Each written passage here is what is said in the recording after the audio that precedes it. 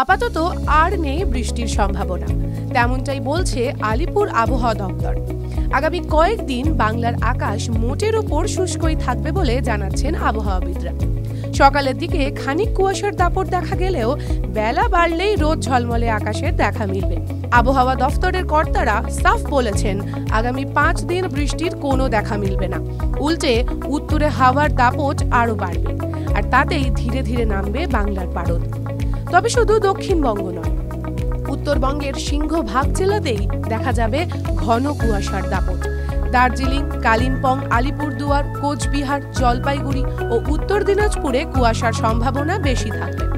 ঘন কুয়াশার জেরে রাস্তায় যান চলাচলের সমস্যার পাশাপাশি বিমান চলাচলেও ব্যাঘাত ঘটতে পারে। সেই আশঙ্কার কথা আগেই জানিয়ে রেখেছে হাওয়া অফিস। কিছু কিছু জায়গায় দৃশ্যমানতা 50 মিটারেও নেমে আসতে পারে। তবে বর্তমানে হাওয়ার গতি প্রকৃতি দেখে হাওয়া অফিসের কর্তারা স্পষ্টতই বলেছেন, গোটা রাজ্য জুড়েই তাপমাত্রা আগামী কয়েকদিনে ধীরে ধীরে নামবে। 2 দিনে 3 থেকে 4 ডিগ্রি সেলসিয়াস পর্যন্ত পারাপতন হতে পারে। সপ্তাহের শেষে শুধুমাত্র কলকাতায় 15 ডিগ্রির নিচে নেমে যেতে পারে পারদ। জাঁকিয়ে শীত পড়তে পারে পশ্চিমের জেলাগুলোতেও। রাজ্য জুড়ে শীতের আমেজ। আজ মরশুমের শীতলতম দিন।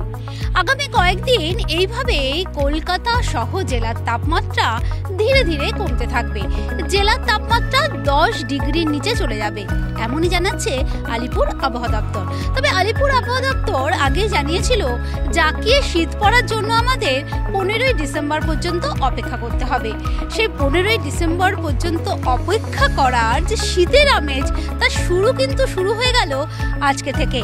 তবে কলকাতা সহ বিভিন্ন জেলাগুলোতে সকাল থেকে ঘন কুয়াশার দাপট থাকবে। বেলায় আকাশ পরিষ্কার হবে আর রাতে নামবে তাপমাত্রা।